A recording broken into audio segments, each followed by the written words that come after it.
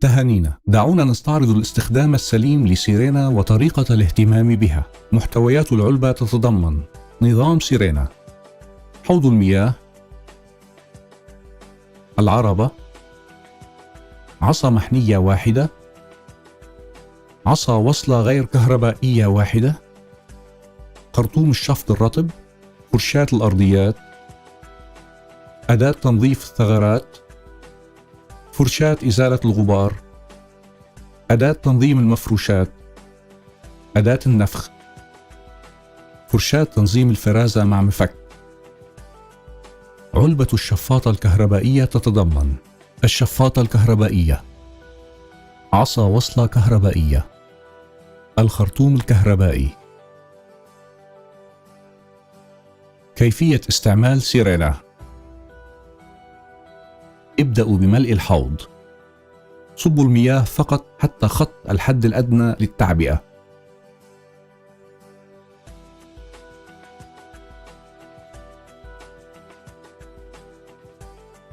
ثم أضيفوا المعطرات أو مزيل الروائح حسب الاختيار، وتذكروا أن آخر ما يدخل هو آخر ما يخرج.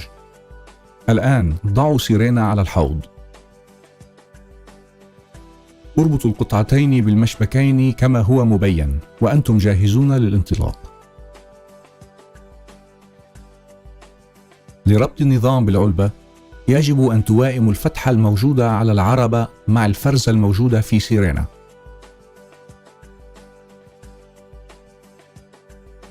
ببساطة أدخلوا سيرينا حتى تسمعوا صوت طقة، والآن بات النظام مثبتا في مكانه، ويمكن فكه بالضغط على دواسة القدم في الخلف.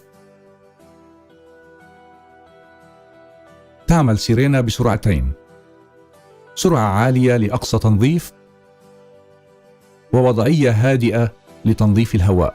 جمع الشفاطة الكهربائية: ابدأوا بربط عصا الوصلة الكهربائية بالشفاطة الكهربائية.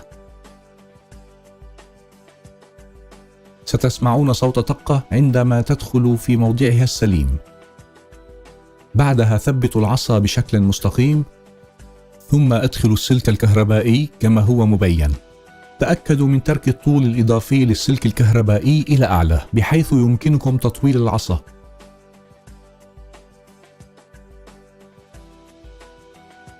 هناك زر على الخرطوم الكهربائي. عند إدخال الخرطوم بشكل صحيح سيتم تثبيت المقبض على العصا. الآن قوموا بتوصيل السلك الكهربائي في المقبض.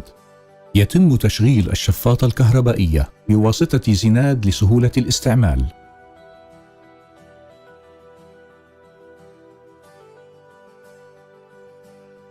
لربط الشفاطة الكهربائية افتحوا غطاء تخفيض الضجيج. لاحظوا الباب المنزلق. يجب إدخال الأسنان من خلال رفع الباب المنزلق. الآن يمكنكم ضبط ارتفاع المقبض بالإضافة إلى مفتاح ارتفاع السجاد حسب الحاجة.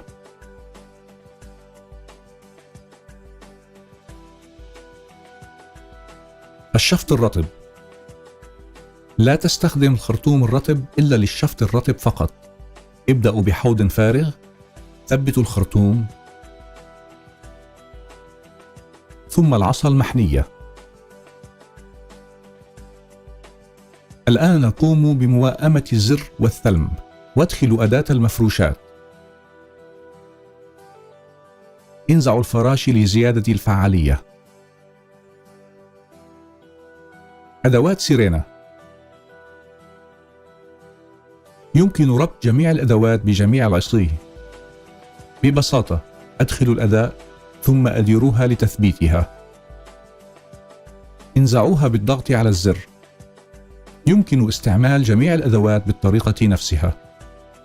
للوصول إلى أماكن أبعد اربطوا عصا التطويل التي يمكن ضبطها حسب الحاجة.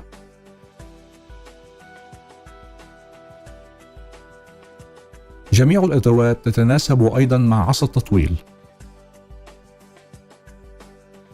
الوصول إلى أبعد: لتصلوا إلى أماكن أبعد يمكنكم جمع عصي التطويل.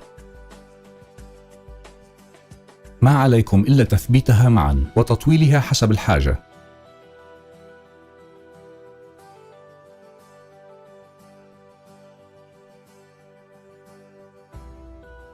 والآن لديكم طول يزيد على 12 قدما. تخزين الأدوات. يمكن تخزين جميع الأدوات براحة على العربة للوصول إليها بسهولة.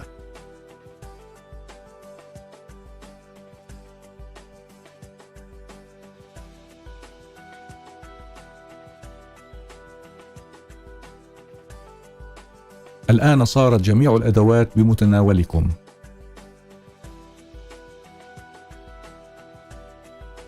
أداة النفخ. لاستخدام هذه الأداة ابدأوا بخرطوم الشفط الرطب. انزعوا غطاء الفلتر هيبا. ثبتوا الخرطوم في العادم. ضعوا أداة النفخ على العصا المحنية وصرتم جاهزين للنفخ.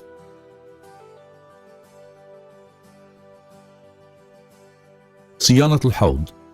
يجب تنظيف الحوض بعد كل استعمال.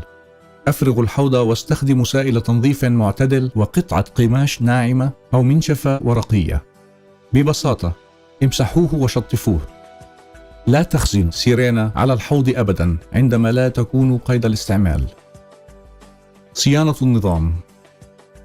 ننصح بقوة بمسح جميع الأسطح بانتظام. انزعوا مفك الفرازة المدمجة كما هو مبين.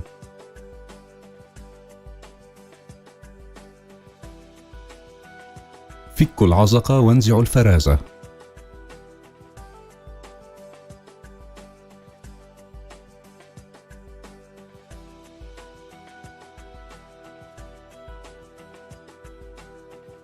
نظفوا الفرازة بالفرشاة الموجودة مع النظام. لتثبيتها مجددا قوموا بموائمة فتحة الفرازة مع فرزة المسمار.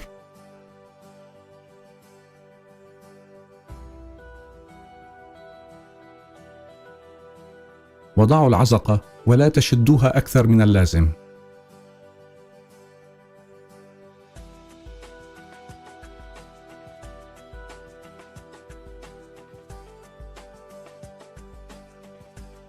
وأعيدوا المفك إلى مكانه.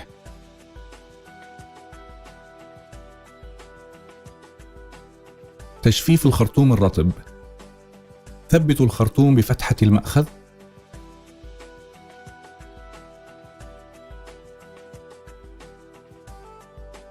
انزعوا غطاء فلتر هيبا. أدخلوا العصا وشغلوا سيرينا الوقت اللازم لذلك. صيانة فلتر هيبا.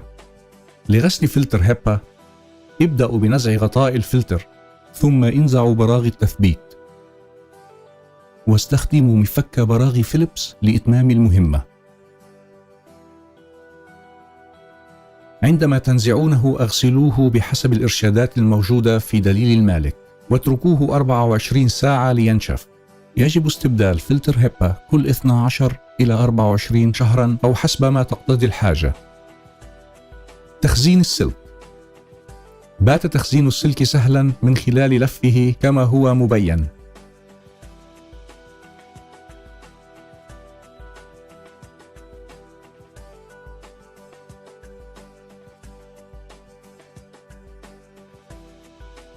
ويمكن شبك الفيش على السلك. صيانة الشفاطة الكهربائية. لإزالة البقايا أو استخدام الحزام اضغطوا ببساطة على العروتين وانزعوا اللوحة السفلية. وانزعوا القضيب الدوار كما هو مبين. أزيلوا البقايا الموجودة على القضيب. هناك حزام إضافي متوفر مع سيرينا وهو مخزن حيث هو مبين.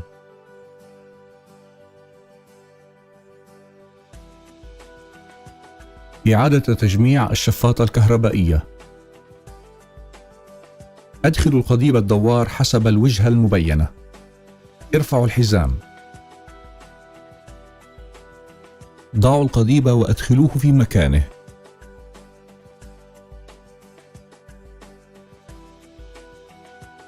سيدور القضيب بسهولة عندما يوضع بشكل صحيح. أعيد تثبيت اللوحة السفلية.